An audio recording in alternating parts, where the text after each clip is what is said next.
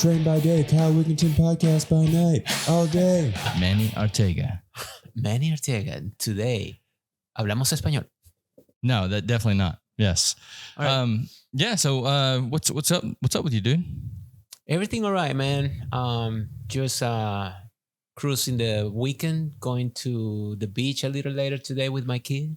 What beach do you go to?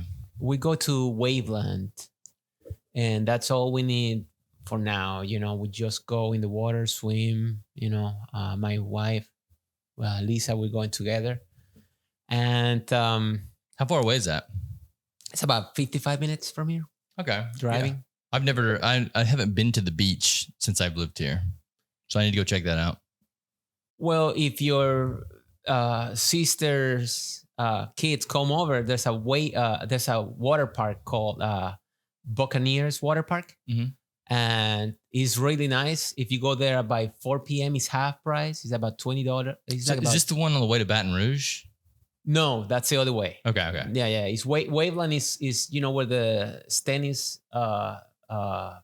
Stennis NASA Yeah. museum is, Yeah. and all that. The Stennis test buildings and all that. Well, it's around there. So you get out there, go down to all the way to the beach. I mean, Okay. you get on the next exit.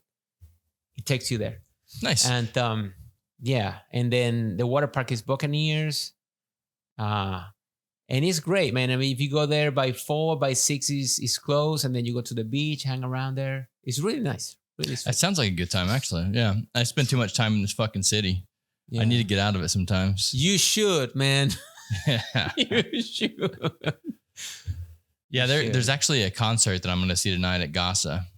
It's one of our buddies who had a car wreck a few weeks ago, or actually months ago now. Mhm. He's out and he's going to perform tonight, so it should be pretty cool. Okay. Yeah, speaking of music, though, Mhm. Manny's one of the hosts of our open mics here.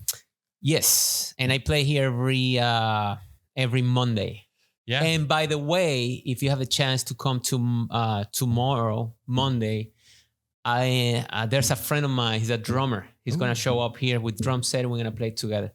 His name is Errol DiBona. He plays around town. He said, Manny, you know, he was asking me what I was doing, and I was asking what he's doing.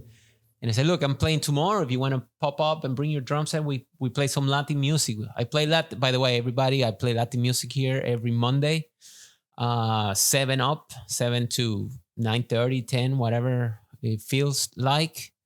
And tomorrow, Errol will show up with his drum set, so we're gonna be playing. Unfortunately, this won't be out tomorrow. Oh, wow, yeah. Well, anyway, see, next Monday, Yeah. I'll be here also, and I can invite him again. And he'll show up.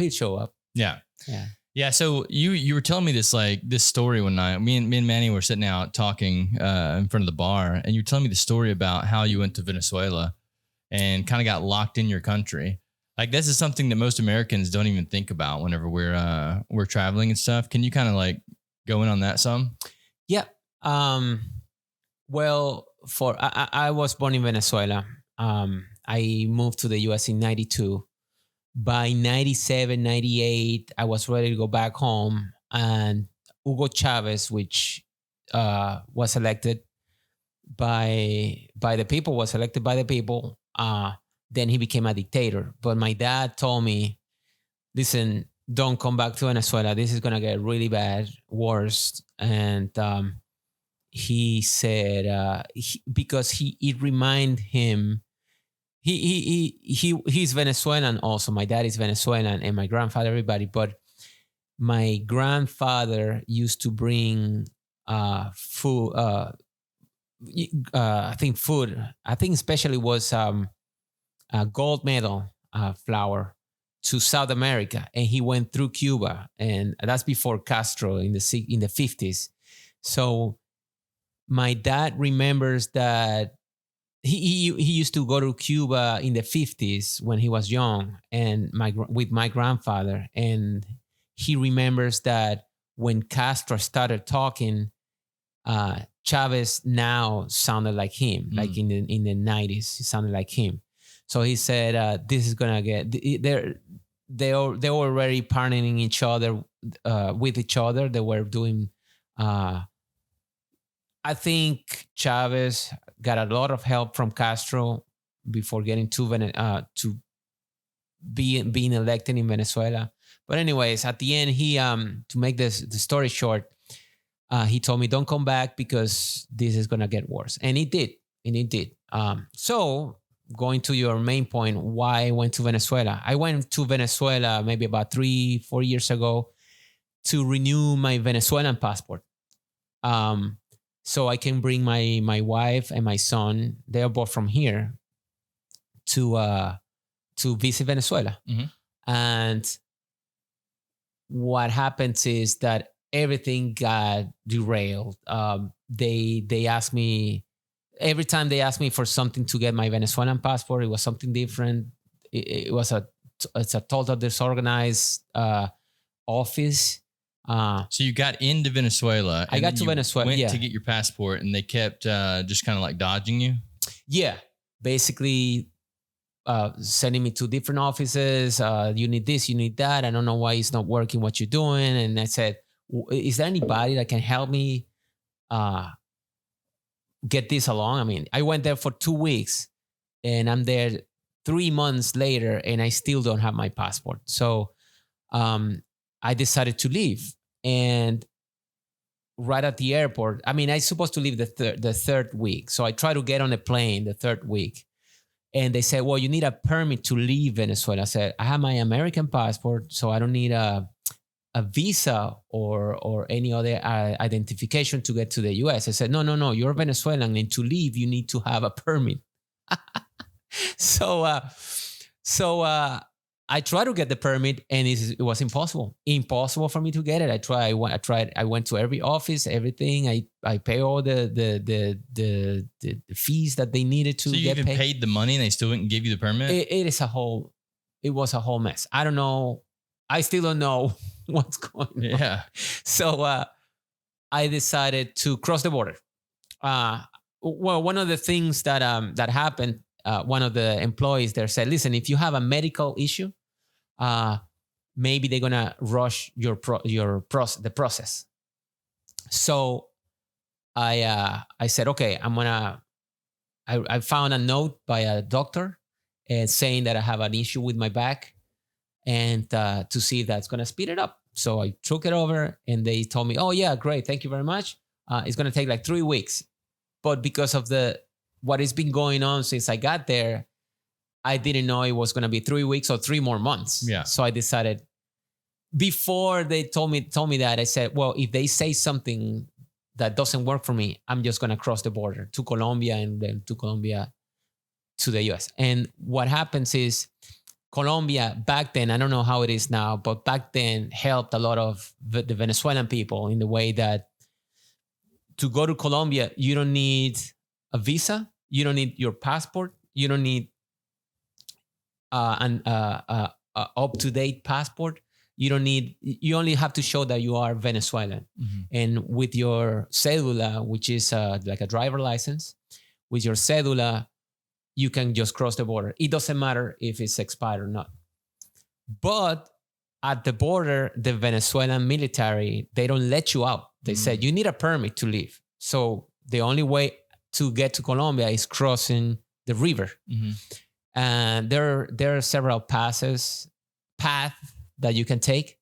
They call them trocha, which is like a made-up bridge. The river is really rough, mm-hmm. and it splits in 3. So you have to actually cross 3 rivers. Mm. And anyways, it was rainy. I went there. I told the guard, look, I'm trying to go to Colombia. And I said, well, I told the guy, listen, I'm just going to go to Colombia and come back. And he says, well, but you have a backpack on you and your luggage. You're not coming back. And I said, well, and he didn't let that's a Venezuelan guard. He didn't let me go through. So walking out, I was like about 6 a.m. Walking out, there's a guy that comes to me and he says, you want to cross the border? I said, yeah. He said, look, I get you to the other side. And I said, okay, how much is it? He said, I tell you later. Don't worry about it. And all of you guys listening up there, you may say, what are you gonna go with a crazy, with some crazy guy being kidnapped or something? And I said, no. I mean, once you're in Venezuela and you hear answers from so many different people, you kind of know what to pick and choose on the way they behave, the way they talk to you, the way they look at you. So I knew that the guy was telling me the truth. Yeah. I knew that 75, 80% was the truth. So I followed the guy. And to tell you the longest story, like 5 more other guys showed up. Hey, no way, I'm going to take you. I'm going to help you. And I said, no. Only one guy is going to come with me, and it's this guy. So they said, no, and they start talking to each other and saying, oh, I helped you last time. You helped me that time, and blah, blah, blah. Like things that happen within them. And again, I said, look, there's only one guy that's going to come, and it's this guy. That's it.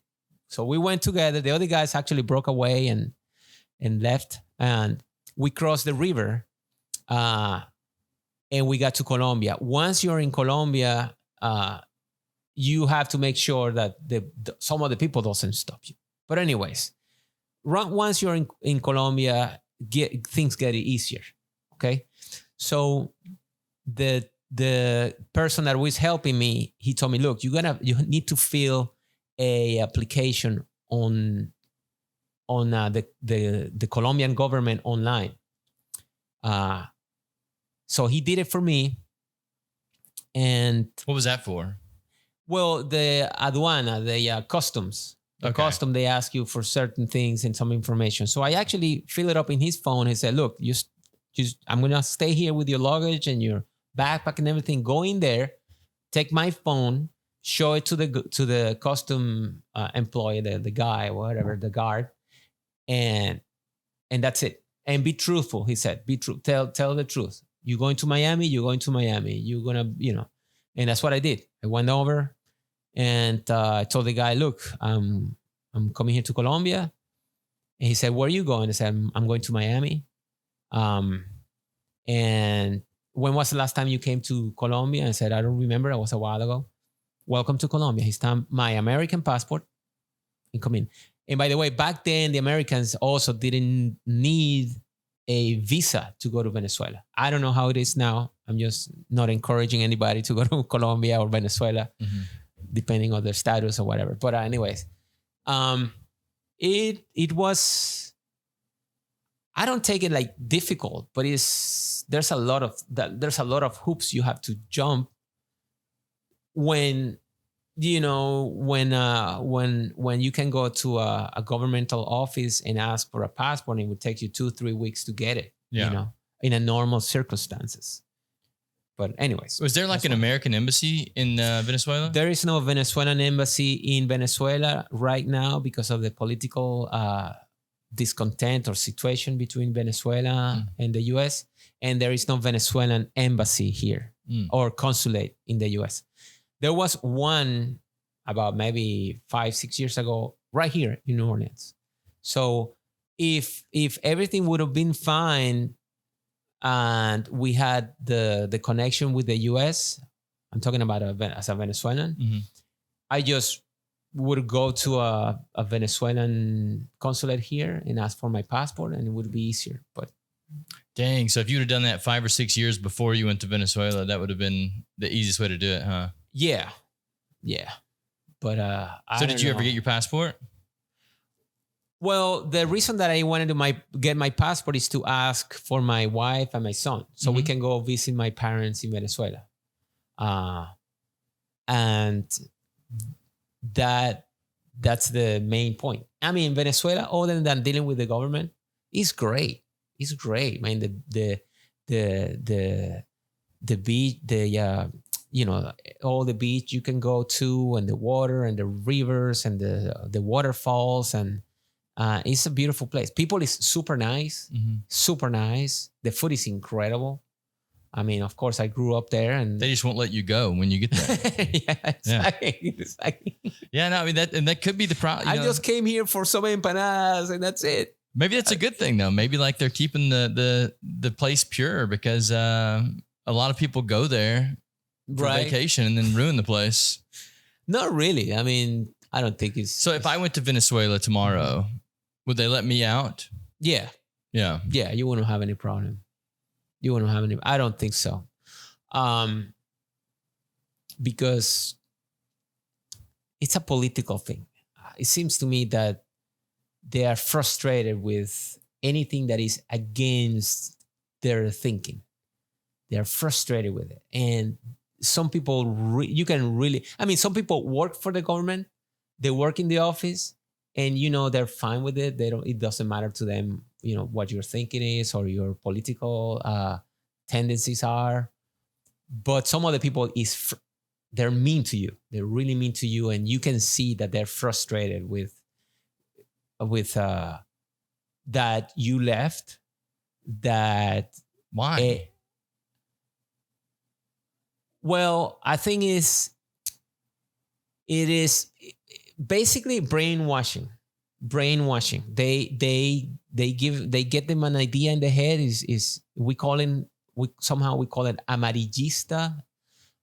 Is the how would you say that, Kyle? That they when they tell you truth that it's not propaganda. Not only propaganda, is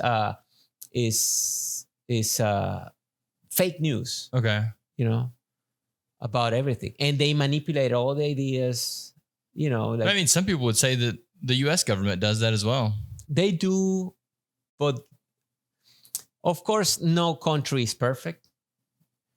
But there are limits, you know, you can tilt the truth to be non-truth or not, or manipulate the whole idea. But there's always a boundary area where is normal, is real, you know. But in this case, they are trained, the Chavists and the political and the government there, and the Cubans and not the Cubans people, the Cuban people, but the government. They take any idea and they twist it somehow that people start believing that it's true. Can you give me an example of something that happened? Well, I can tell you an reality. Let's say the U.S. start talking about, let's say whatever is going on in Russia, okay, and Ukraine, and they say no. You have to get out of Ukraine because you invaded the country and that's not your territory and people doesn't want you there. The majority of people doesn't want you there. And then the Russian or the Venezuelans would say, the government, they would say, no, but you, the United States, invaded I don't know, Vietnam, or you invaded, or you took advantage of Honduras 100 years ago, or you invaded Panama, you know, in the 80s, and you always taking advantage of everybody, and but they already shifted the whole attention to something else. You see, that's the way they manipulate many things. And you see that every day on TV. And by the way, I mean, I don't want to get too much into politics. I mean, I don't know if people want to hear that, but the way it happened in Venezuela is that they take the money, the currency exchange, they take control of that. So let's say you have a printing company and you do a newspaper there, and you're writing against them, but you need money to buy paper or ink or materials, or you have to pay people out of the country that is participating in your magazine or your newspaper, and you have to pay them, and then you have to pay them in another currency. Well, you have to go through the government to do that, and then they block you. They choke you that they're not gonna transfer money to you. They're not gonna exchange the money. So you start going down because you cannot pay your people, you cannot buy the materials, you cannot, and then you start going down, and then somehow they start taking you out.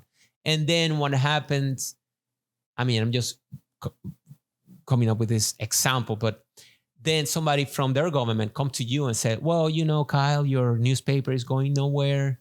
We're going to buy it from you. And let's say your newspaper cost $1 million. They gave you, they offer you 100,000.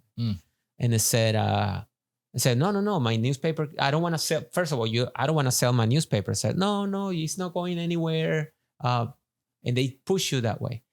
And I know stories of real business by the real people, the owners of that company, that they came to them and they did the same thing. And they also took it to the point that tell them, hey, Kyle, if you don't sell me your company, we're going to kill you. So they're running like a mafia. Yeah, it's just like a mafia. It's just like that. Well, So, I mean, if the people can see that, though, then why don't they rise up against it? well, we did. I mean, if you look back in time where Chavez was alive, over 2 million people went on the streets. 2 million, 3 million. They took the military out. And what happens is that the other countries, they don't get involved to the point where things would take action and you would remove that kind of people, you know, like remove the government, because at the end it harms everybody. You know, the drug dealing in Colombia in the 60s and the 70s, nobody wanted to help them. Nobody really took a step to help them. How everything started in Cuba, Castro came in, and if I'm not mistaken, the only two countries that thought, listen, this is gonna affect everybody in the Americas, especially in South America, and of course it influenced the U.S., influenced everybody in the Americas, and the only two countries that said we're going to do something about it was Venezuela and Honduras. We got to take them out. And the reason that also I think Venezuela tried to take them out is because the Cubans tried to invade us. They actually came militarily trying to invade Venezuela, and we repelled them. And I'm not sure what happened before or after. I really don't remember. But there were some Cubans in South Florida trying to get back control of Cuba, and I don't know the whole story exactly, but they feel that the U.S. didn't help them out. But anyways, I'm getting out of the whole. Well, I mean, clearly something happened if now Venezuela operates like Cuba did, right? Yes. Yeah. And again, going back to so maybe they did actually take over the country when they invaded. Maybe you didn't really repel them. Well, remember that radio exists and the media exists, and then you hear, and then you get books from political, communist books, and then people get involved in that. But the truth is that 3 million people went out there on the streets many, many times trying to take Chavez out, and they took the military out. They start shooting people. They start using water guns and actually shooting people. They prove of people getting shot at. And my point is that the other countries, they don't do anything about it. And I also blame the Venezuelan opposition, because when they had the chance to get help, they didn't request it. They didn't push for that solution. They wanted to do it themselves. They wanted to do it within Venezuela. And to me, that's a mistake. It's known that for the last at least 200, 300, even more, 500 years, countries need of each other to act or to solve things, or to, sometimes invade other places. But it's just human nature. Like we're better at surviving in groups than we are individually.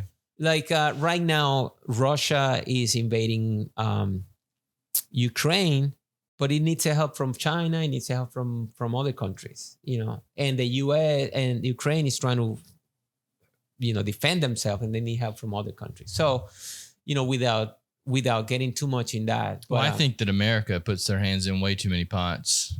That's also true. Yeah. Like in what way? Man, with all these wars and shit that we're in, like there are problems here on our home soil that we need to solve before we're getting in everyone else's business. Like, and I would take it as just like simple things. Like if I'm driving down the road and see a fucking pothole that's been there for a year, like these are little things that we should be on top of before we go, hey, we're big bad America, we're going to go take care of someone else's country. No, take care of your own first. Yes. But I think we are not politicians, but they have a lot of decisions to make. Hang on. Okay. What do you mean by that? Well, when you are a politician, you have a salary, and you have to sit down with people that really knows everything that is going on about a subject. Right. And then you have a good reference to make a decision. Yeah, but do you think these people are actually as well versed as we think they are to make these decisions? Because they're just an average human like you and I are. Yes, but my point is everything, all the about the U.S. having problems in-house and the things that are going around in the world. There's people that make decisions towards in all those directions. You cannot just box yourself and think, I'm going to do everything that is going on in my country and that's it, because he's taking it to an extreme. Yes, I understand your point that the U.S. shouldn't be getting involved in other things that doesn't concern us directly, but the U.S. has a major role in the world, and you have to, with bigger, ¿cómo se llama?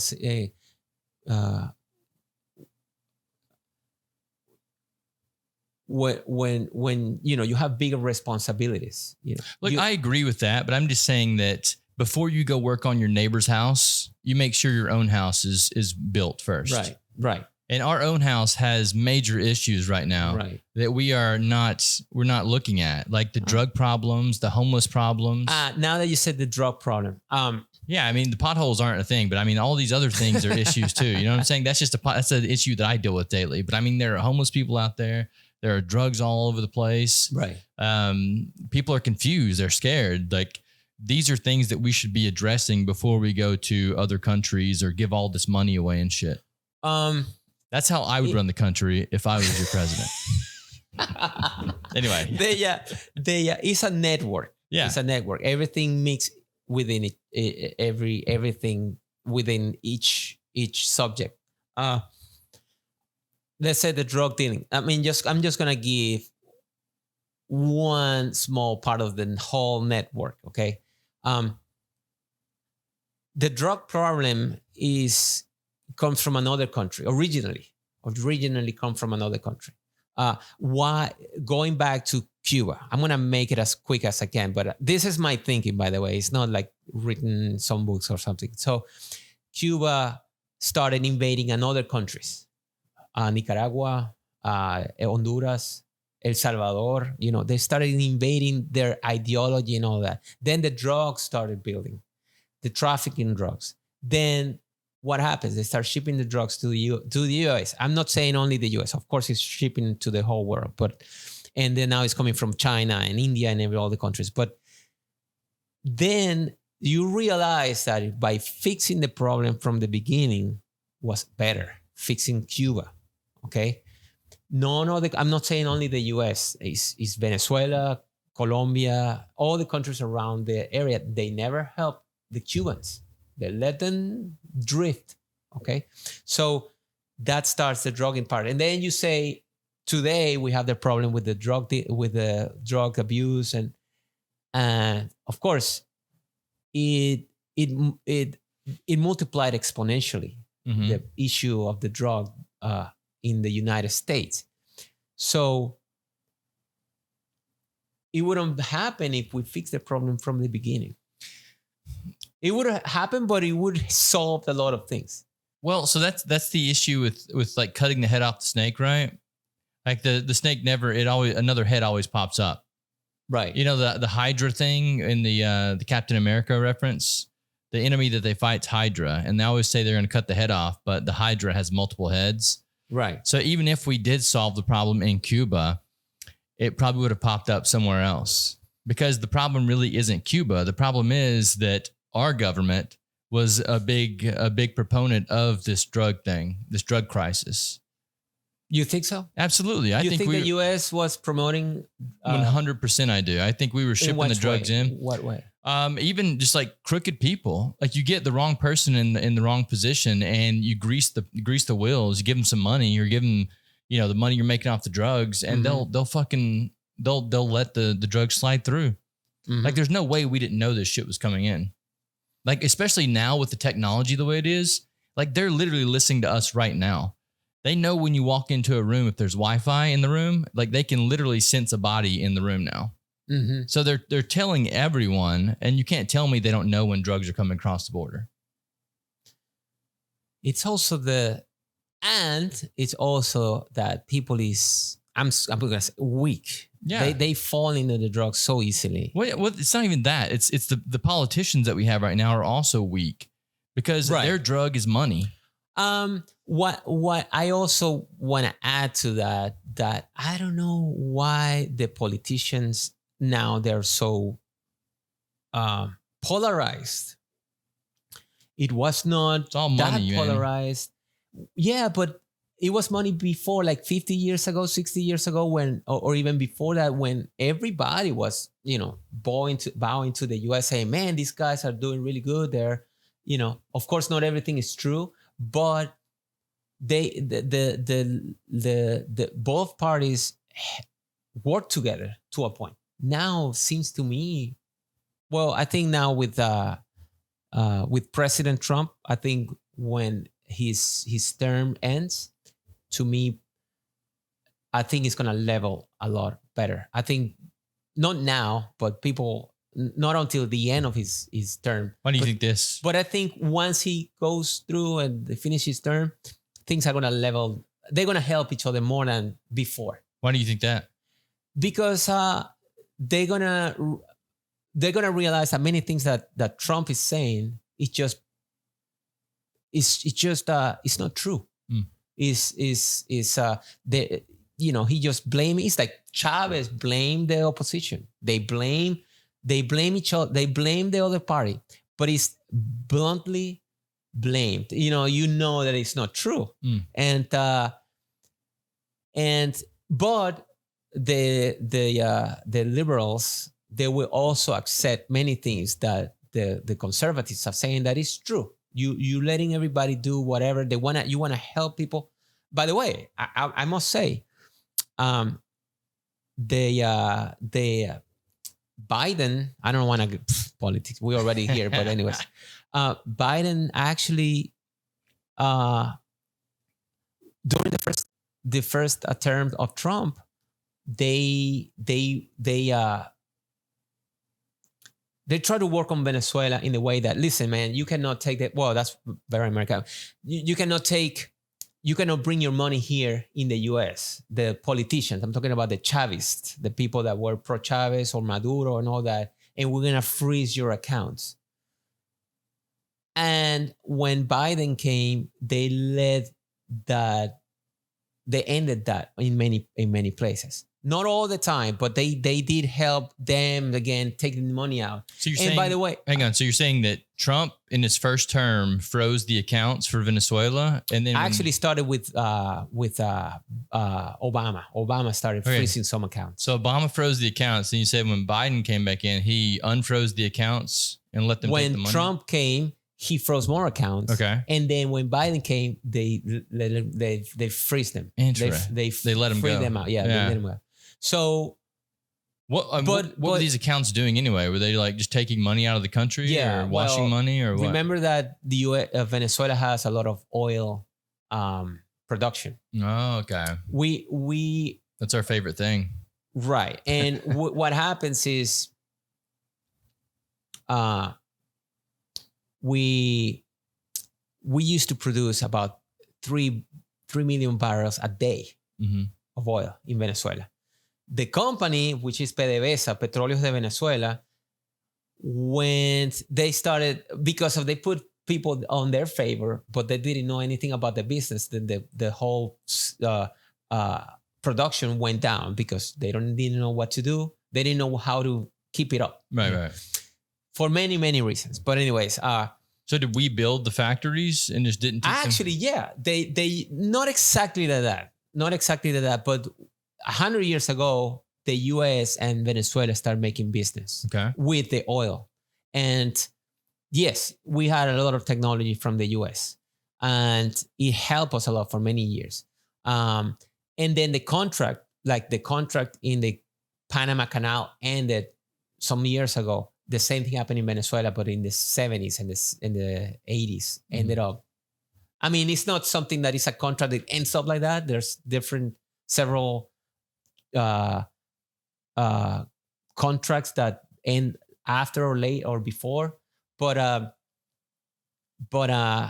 we kept it up really good. Venezuela, the people that was working for the oil company, they were working it out really well, very organized, very successful, and we were ahead of the world in many things, in technology, in infrastructure, including the U.S. We were doing really good. But then the night, when you get comfortable, people think that they're rich. I thought that we were the best country in the world. I thought that. My dad had a construction company. My dad made buildings, huge buildings. We had a good income. We flew to the United States anytime we wanted. We went on vacation. We were a rich country. I'm talking about the 80s. And that comfort, that easy life, when started going down. Yeah. It's like, I guess, like the Roman Empire went down. Everything was great in Rome or the Roman Empire, and then start going down. And many people think the same of the United States. They think that there's a point where it's going to go down. I think we're there. We are tilting down. Yeah. You went through it once. You would know better than I would. You saw Venezuela. Well, my dad used to tell me what happens is that the law in the United States is very solid. Even Trump, I'm not saying that everything that Trump does is bad, but whenever he's trying to break the law, he has a lot of contention. There's a lot of law that stops him of doing that. If he would have, I'm sure of this, if Trump would be like in another country, like in Russia or Venezuela, he would have been a dictator easily because he thinks that way. It's not like you and I, we went to a school with, no, his thinking from the beginning is different to us. The way he grew up, the people that he's surrounded with, the books he read, the contracts he made, he thinks that way. But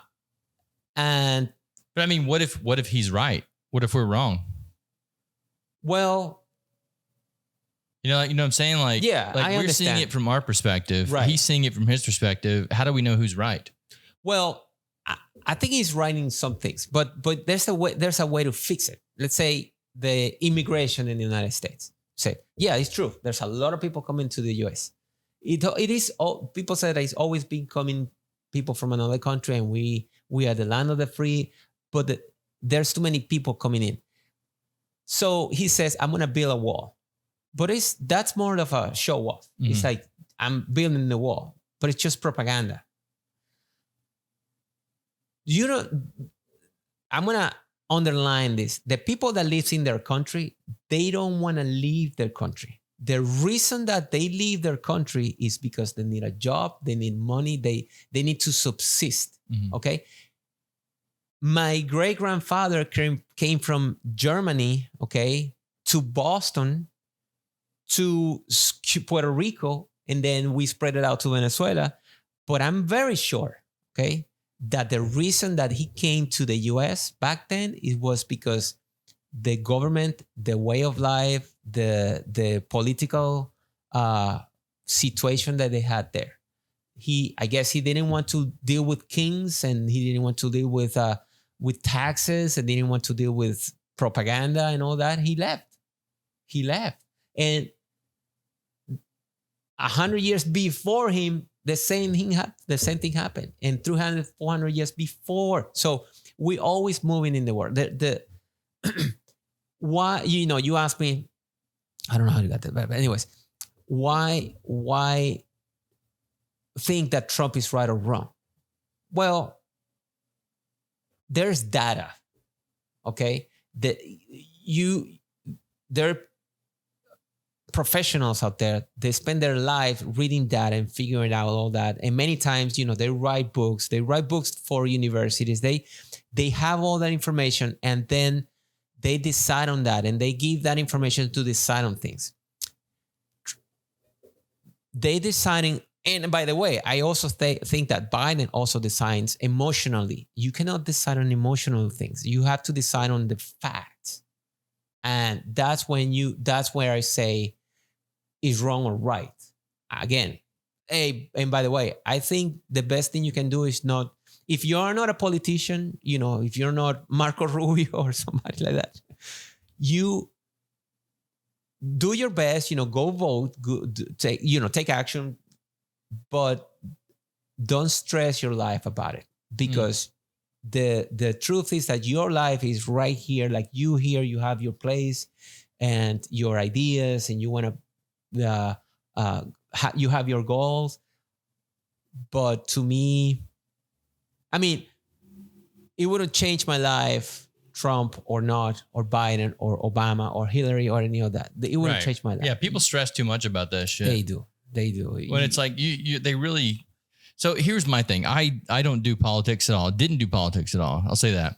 The year was 2019. Whenever they were talking about shutting the world down, and I was like, dude, I don't care about this. Like, politics can't do anything to my life. Like, they can't affect me. Mm-hmm. Like, I thought the same thing. I was like, this is my life right here. And they forced us to shut the business down. And I was like, hang on a second.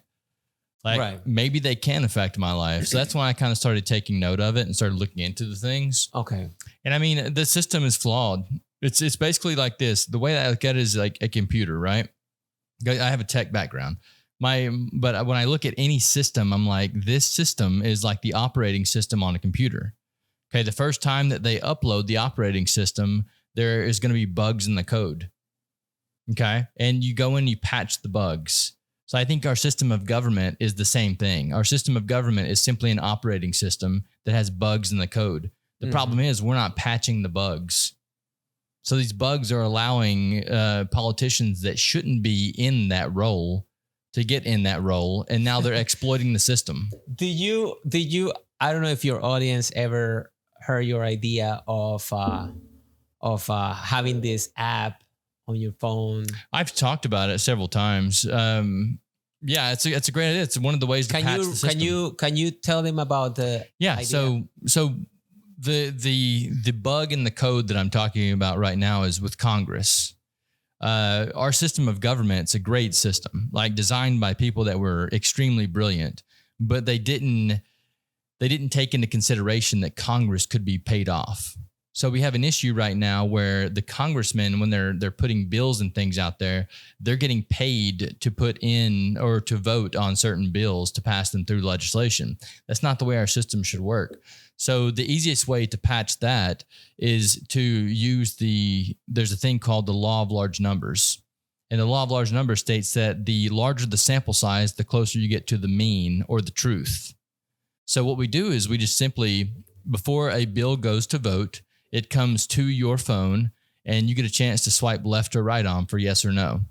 And what we do is we use AI to actually break the bills down into layman's terms or layman's English so that everyone can understand what they're voting on. And we also use AI to scan the bills for things that shouldn't be in the legislation. And what it does is it just holds the politicians accountable. So after all the people vote and the politicians go vote, then we can compare the two. And we can see which politicians were voting the way their constituents wanted them to vote. And we actually have a report card for each politician as well. So by the end of their term, you know exactly how many times they've voted with their constituents and without their constituents. So you actually get the bad politicians out. I think that if you actually implemented this app that I'm talking about, that within, I think in 2 years, the system would straighten up. I think it would happen that quick, because what the politicians are going to notice are the reason they're voting against the people right now is because there's no comparison mechanism. Like, they're doing whatever the fuck they want and nobody's paying attention to it. But if you actually had it on your phone and saw it every day, and if a notification popped up and said, hey, your politician didn't vote the same way you wanted to on this one, or didn't vote with the majority on this one, you'll know it. So then you can actually, you can actually take control of your life. Do you think that when the internet came out in 96, I think 97 or something, I thought, well, now people will read and learn and educate themselves about the world. But there's so much information out there. No, really, people doesn't lean to find out really what the truth is. But unless they are like my wife, she reads a lot. She finds a lot of information. She's really educated about whatever issue is. But in general, people doesn't. Yeah. I so agree. My point, do you think they're going to use the same app that you think for their purpose? Do you think they might somehow shift it that way? You got to have so the way virus. You got a virus on your... Well, the way I look at it is, anytime I'm designing a system, so even this bar to me is a system. And I've designed a system that works for anyone. So I can take any human and plug them in the role of bartender. And now they're going to just basically work the system that I've designed. So whenever you're designing a system like that, you always want to make the most simple system you can. And so even with the app that I'm talking about, it's such a simplified system, and it actually works the same way that we're educated. So I think that it's actually simplified enough that anyone can walk into it and pick it up and go, okay, this is what this means. And that's also why so a lot of times when these bills are written, they're written in lawyer speak. So like, how the lawyers, they fucking have they have a totally different language that they actually speak in, which confuses the average person. And they do that on purpose.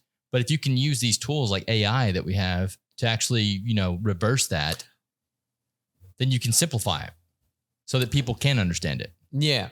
I mean, it would be easier. I think the language they use it because they do need it. I think it's needed. But yes, you're right. I think the average person should be able to understand what it is and decide on that. Yeah, they had an issue a while back. It was in Arkansas.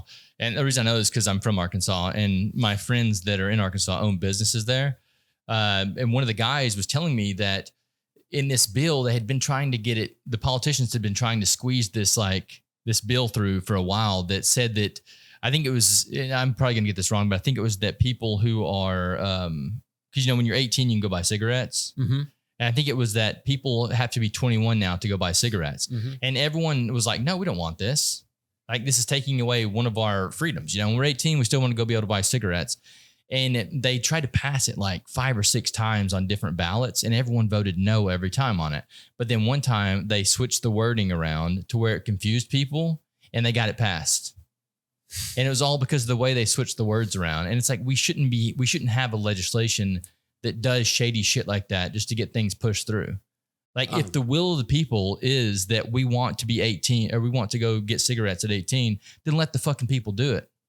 Like, I don't understand why these people need to control every little thing that people are doing. Yeah, I call that little thing. I mean, really, on my case, I like the sports part and the health part. So I disagree with the smoking part. Well, no, so I don't smoke either. Right. But I think that everyone should be allowed to make the choice themselves. The way they choose, the way they choose the wording just to make sure that the people would vote for whatever idea they have. It is. I mean, even for me, dude, I don't participate in the cocaine. By the way, I want to tell you this example by the same way. Yeah. When I have a property, we live in a property, it's a duplex, okay? And we rented in Airbnb for years. And it was great. I met people from everywhere. It was very friendly. I loved it. One day, the state or the city hall, I guess, came and said, "Okay, listen, there are many big companies that are buying property to rent in Airbnb, but they're actually not regular our local people or pop and dad, like how do you say Mom and pops. Mom and pops, mom and pops business. It's just big corporations that they buying property and they rent it in Airbnb, and they are destroying the small hotels of us and all that. And I said, oh yeah, I agree with that. It should be right that big companies buy all these properties and rent it out in an Airbnb. So they said, we're going to make some changes and we want you to say yes to change the law for the Airbnbs and have some boundaries or laws or something. I say, okay, yeah. So I voted yes. They approved the law, and the law is totally different to what I thought it was going to be. They did not help the locals or the small business. They actually helped the big companies. And this is how they said of an area or of a block or of the neighborhood, only one house will have Airbnb of that area. What? One house or 2 or 3 houses, just a small amount. Then they said you have to apply for it and you have to pay like a big amount of money. Like how does that even make sense? It doesn't even fucking make sense. That's why I'm saying we have the wrong people in these places. Not only that, after that they said, and you have to have a permit to have it in Airbnb, and you have to apply for the permit. And only, if 100 people applies, only 2 or 3 or 10 are gonna have the permit. And is there an application and fee? Then after, yes, of course. Oh my god, it's $500. It used to be like $150 for the one permit, and now it's like $600 here. It's so crooked, $200 for the second permit. So this is one, like you said, it's true. They just make you. They manipulate the whole thing, and they have such a control of everything that is insane. But then the big corporations or the big hotel companies, because of they have a hotel permit, they can rent anything they want. So they just got the small companies out and they left the big companies. Yeah. That's what happened. You know one way they would fix that? Burn the buildings and not burn the buildings, but take the people who are making these decisions and put them on live television and wrap a rope around their neck and just pull it really tight. Yeah. I think that would solve the problem. You do that one time on live TV, the rest of them are going to straighten the fuck up. I don't know. You say the part on your app that it will give you not only when you vote on your app, they will give the politician a truth or false or a grade for his decision. Yeah, the report card. The report card. Yeah. So for each politician that you have, and for your politicians, it'll basically give them a report card, the same way you got when you were in high school, middle school. So you get a letter grade at the end of your term. And I would add to that, if they fail, hey, you have to leave the office. There you go. You have to leave the office. Yeah. You're not qualified for it. Yeah. I mean, in a lot of the politicians, I have friends that work in politics, and, they'll give me the argument of, well, sometimes I make decisions based on information that I have that everyone else doesn't. And I say, well, that's great. So there's also a mechanism in the app to where you can explain why you voted against your constituents if you had to. Mm-hmm. So you can, if you're a politician, that is built into the app. So, I mean, yes, you can explain your side of the story. Explain yourself. Yeah, because explain that D there. Well, no, it's like you were saying, there's a lot of information that sometimes you and I don't have that the politicians do have access to. So if they do, for some reason, have to vote against the will of the people, then it has to make sense. Yeah. And I think a lot of times what I can see is that it doesn't make sense. The only thing that makes sense is the fact that your wallet's getting fatter. That is definitely, I was not here in the 60s or. Neither was I. Right, in this world. But what I see is in the US, not in every country, but in the US, what's going on is that the big corporations are just choking on people, on their own people. That's unacceptable to me.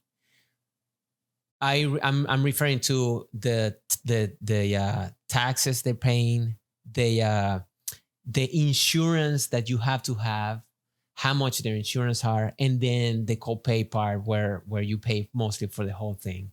It is too much. It is unsustainable for a regular person. And I understand that the Americans or the United States is famous for you can buy anything you want, and you can buy your car or house or whatever you want. You want it now, you can have it now. It doesn't matter if it's plural, it's not necessary for your life, but you just go ahead and buy it. And another countries, they don't think that way at all. You buy what you need. You acquire what you need for your life. Yes, you and at the same time, I see that many people here works really hard for 40, 50 hours a week. And in other countries, they don't work as much at all, and they take it seriously that you work for to have a good life. You don't work, you don't work to work. You don't live to work. So, but I don't think the system is helping. I don't know. I wonder what goes in their mind, the politicians' mind, that the US needs more money to pay for certain things, and somehow we have to get it. Is it necessary to or it's just that those big companies, they just want to milk everything out of everybody because it's a business, and I don't care about anything else. Because remember, all those companies are also paying taxes, and the government and the country needs taxes to sustain itself. But where's the balance? Where is a good balance? There is no balance in the system that we have right now. What we do is we have a system that's built on growth. When you have shareholders of a company, the company has to continue to grow, or the shareholders will sell their stock. Like, this is the whole thing we've built. We've built the company, or we built the entire country that's based on debt. Right. And that's why our debt ceiling just keeps going and going and going. And I think what are we, like 36 trillion in debt right now? That doesn't even make fucking sense. Like, our money's worthless. It's worth nothing. Right. The country in general. Recently, they fired Stephen Colbert, the host. I heard that, yeah. And did you like that show? I thought it was okay. No, just I didn't even know it was still going. I used to watch it back in the day, like Conan O'Brien used to watch his show whenever I, actually watched TV. Right. But I didn't even know it was still going right now. Well, it's still going. But anyways, they fired him, and they said it's because of political things that, the government doesn't want him talking about that. But then the company, they also say that he made a lot of money for the company. I think it's, I forgot what company it is, but, that owns it, CBS, maybe, the channel. Yeah, I think so, it was CBS. And I go back to all the money that he brought in to the channel. They are sustaining the money that needs the government. Of course, the money that he made for the TV channel also pay taxes, also pay, it enriches the country somehow. I don't have a better word to say, but it enriches the country because he's making money for for everybody, for the country per se. But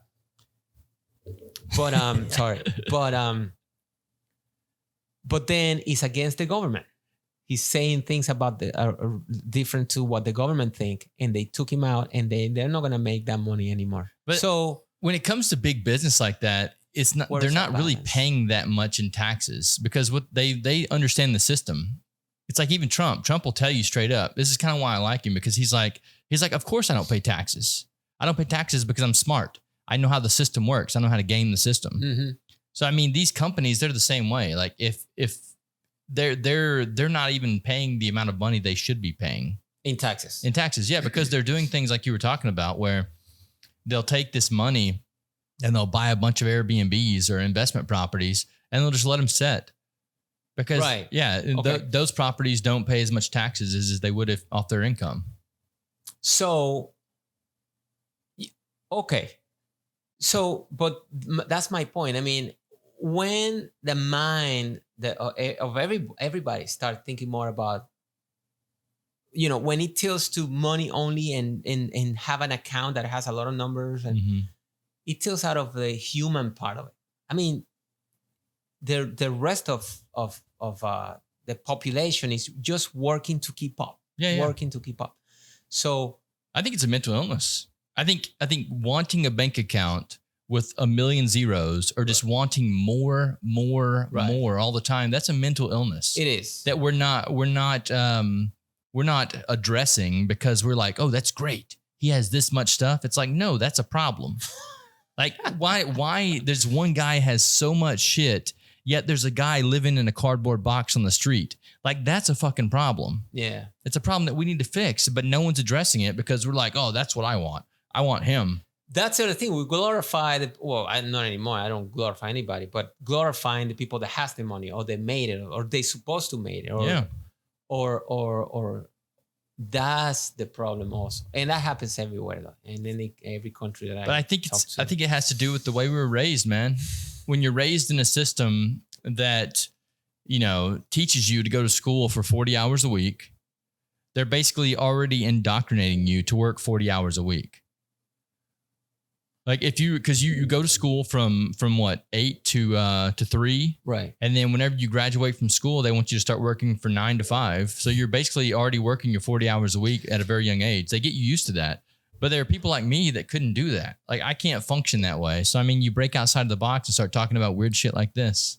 To me, I mean, I think the system in that respect. Yes, I think you need to have the kids studying and working for such a long time. I think so, because and by the way, a variety of subjects.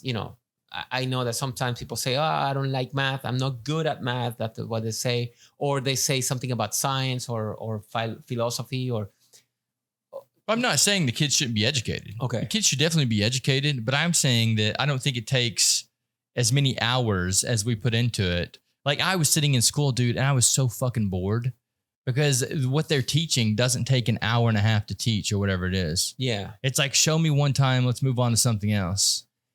Right. Well, the difference is that maybe you learn faster than the other kids. I'm not saying that everybody has to slow down for other students, but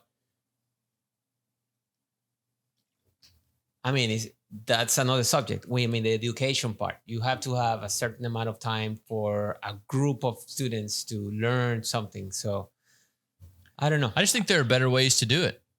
Like there are other school systems. There are the Waldorf school systems. There's a guy named Rudolf Steiner that was alive in between like 1860. Don't we have a school here? Yeah, we have Waldorf schools here. Okay. Yeah, I mean, there are so many different school systems, but most people are educated by public schools. And public schools are not meant to make you better. They're meant to make the working class. I think the system is to make you better, not the working class. Well, then Mr. Ford, I don't know if you've ever, you know the quote by him. No, which one is? I don't want a system. I don't want a nation of thinkers. I want a nation of workers. That's a direct quote from him. Right, but I wouldn't say that it applies for everybody. I just think that. I mean, in my case, I think I am who I am because I went to a school where that was very strict, very. We had a lot of subjects to study. We had a long time in school, and seeing my kid now grow, I definitely see that you need to have that time in school where it gives you a discipline to sit down and be patient and study and wait for others or get ahead. Or I mean, I think it's necessary. That I disagree with. I know that you just said that you disagree also with it, but some people insist that the kids should go and study the subjects that they like, and I disagree with that because in our, the older we grow, we learn we learn to like other subjects, or we learn to use the information that we use for something else. I mean, the education part is not only how to read and add or math or whatever. Is all that information sooner or later you will I'm thinking like a conglomerate of information is going to help you solve certain things. I mean, yeah, if you're one of those people that like to solve problems, but most people like you are. Well, yeah, I mean, but here's the thing: is like remember. A lot of my education has come from what I've learned since I've gotten out of school, because I go seek information. I don't think there are that many people in the world that enjoy seeking information anymore. Like, I love it. I love sitting down with ChatGPT and just asking it all kinds of questions and letting it fill my head full of all the knowledge that it has. Because, I mean, that's in my opinion, that's the only reason I'm here. I'm here to solve problems. I think that when you went to school, whatever you learned there, like from teachers or your friends or subjects or something, you're actually using it right now. That information, even if you think that you never used it, or somehow your body wires a certain way, that information that you learned when you were 10 years old, you're using it now, but you don't realize it. I can see that. Yeah. That's the point. That's my point. Yeah. I think the biggest thing for me that school did was the social aspect. Like what? Like, it taught me how to be around humans and speak to other humans. Mm-hmm. Like that's a big key that I took away from school. The actual information part, like I don't know, even when I was in college, man, like some of the shit that we studied in college, I was like, why the fuck am I here? Like, it was like we were talking about the Renaissance and shit. I don't want to care. I don't care about the Renaissance. Like, I want to know actual factual things. Give me science facts. Give me psychological facts, things like this. I go back to the same point I just told you. Whatever you learn about the Renaissance or Europe back then, or you there, whenever you, let's say we're talking about art back then, 400, 500, 600 years ago. You absorb some information there from a painting, right, that you will actually apply for something else. You're absolutely right. So when you say I don't want to learn about, because that happens to any teenager back in school, I don't want to do this, and many times you say it because you want to be cool within your friends, and you want to say, I don't need to learn how to add. I don't know, like I don't want to learn how to philosophy. Well, interpret philosophy. I understand what you're saying. Let me say this though. Okay. My issue with my teachers whenever I was in college are, because you're right, there are things that I saw then that now I can correlate with other information that I know. Why weren't those instructors that I have making the same connections that I'm making? Well, because I don't know. I never talked to them. Yeah, well, they were teaching information in a certain way, but it could be much more understood, and you can actually connect the dots if you taught it in a different way. Well, possibly they didn't have the time to do it. I'm going to give you an example. Let's say there's a way to solve math. Okay. But there are many other ways to solve the same problem in math. So the teacher is going to tell you, okay, learn this way to solve math. Maybe he does know another ways to do it, but they want to tell you a way to solve it, because there's no time to tell you right there. So what they push you to say, no, do it that way right now. They don't have to explain every kid how to solve that problem. So yeah, they give you the enough information for you to hold on and learn the other ways on your own later in the future to solve the same problem. That's possibly what happened, that the teacher only had a certain amount of time to teach you something. And that's it. Well, I think that most of the teachers that I had didn't even want to fucking be there. That happens, man. Yeah. It happens in I think it's in college. It was even worse, because in college you have a lot of these professors that they have their own research that they want to work on. Right. And the only reason they're at the college is because the college will allow them to work on their research if they also instruct classes. That's possibly why, but I think, I mean, being on a family that there are many professors and teachers,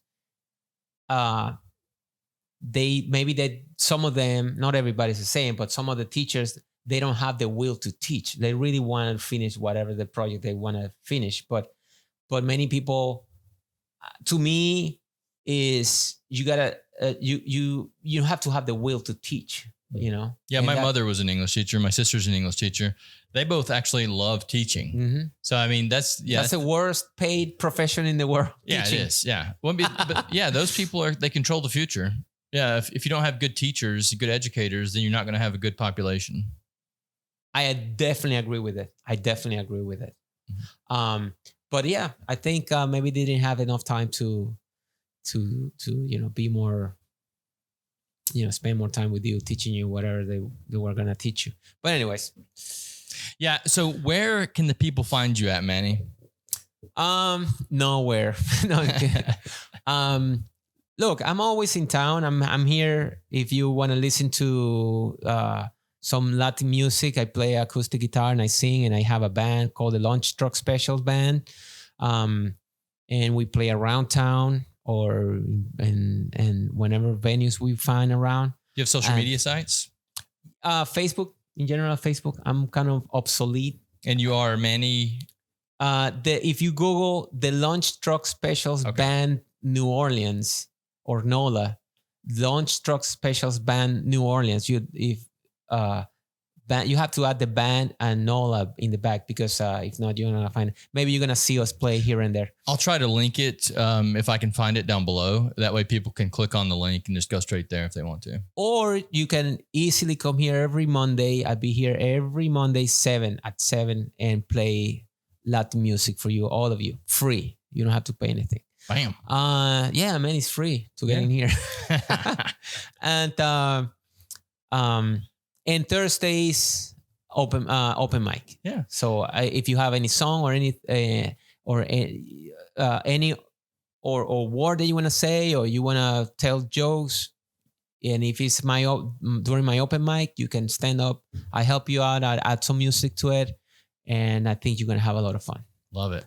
Yeah. Manny, I appreciate everything you do for the bar, and I really enjoyed the conversation today. I'm glad that you came in. I'm looking forward to talking to you many times again, man. We're out there having a beer. Absolutely. Thank you, brother. You too, man.